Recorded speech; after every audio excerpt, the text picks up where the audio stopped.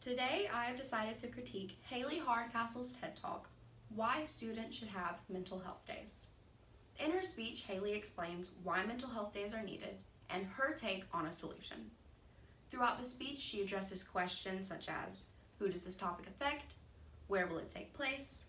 What is mental health days? And why are they needed? When it comes to who, Haley brings out that everyone has a mental health that they need to look over, but it's especially important for students. Mental health days are already in effect in Oregon, where Haley works for it, but it's the goal that these necessary days are going to spread all over the country one day.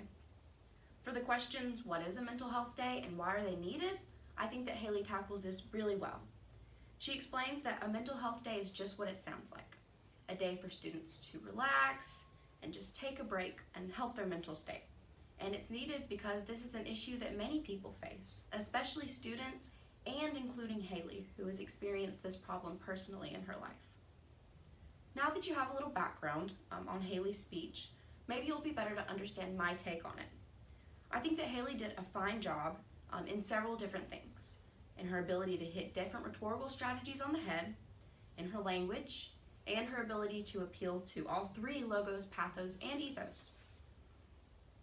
Towards the beginning of her speech, Haley says that she's the president of the Oregon Association of Student Councils and that she helped create a new organization, Students for a Healthy Oregon. While talking about this, I think that she covers three rhetorical techniques very well. Credibility, which is the perception of a speaker's qualifications. Goodwill, which is the perception of whether the speaker has the best interest of the audience in mind. And extended example, which is a story, narrative, anecdote that's developed at length to illustrate a point. We can see her credibility through her experience with different clubs that deal with mental health. Her being a part of these organizations shows her goodwill and that she is indeed looking out for the people around her. I also think she covers extended example very well by giving a personal experience and then going into detail about that. Another part that I think Haley did well in her speech was her introduction. She did well with her general purpose, which is the broad goal of a speech, by clearly stating what she wanted to accomplish from the get-go. She said, I'm here today to offer you some insight into the world of teenage mental health. What's going on? How do we get here? And what can we do? While stating her general purpose, she also presented a good speaking outline, which is a brief outline used during the presentation of a speech. She clearly brought out the main points she wanted to cover in a way that the audience could follow along with.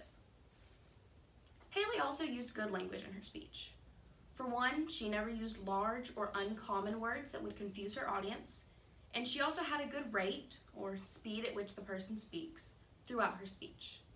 Her pace wasn't fast, but it wasn't slow to the point of boredom. She took her time so the audience could meditate on what she said.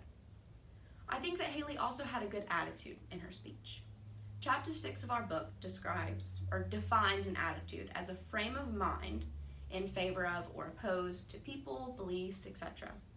You could tell by the language that Haley used that she had a positive frame of mind and that she talked with a heartfelt and caring attitude.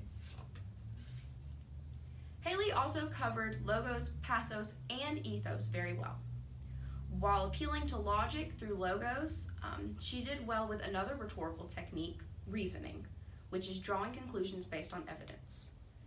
She compared mental health to physical health, which helped her audience understand the logic of needing mental health days and in coming to the same conclusion that she got to.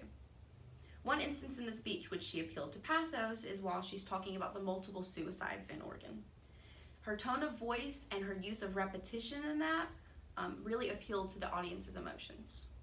As I mentioned earlier, Haley's involved in a couple organizations that deal with the issues she's trying to tackle, and between being president of one and creating another one, that really shows that, she's trustworthy, and that appeals to the ethos. One area that I think Haley could improve in, though, is her visual aids. It could have just been the camera view, but I didn't see any visuals in her speech. And in my opinion, visuals add to a speech and intrigue the audience. So including a few would have took her speech from good to great.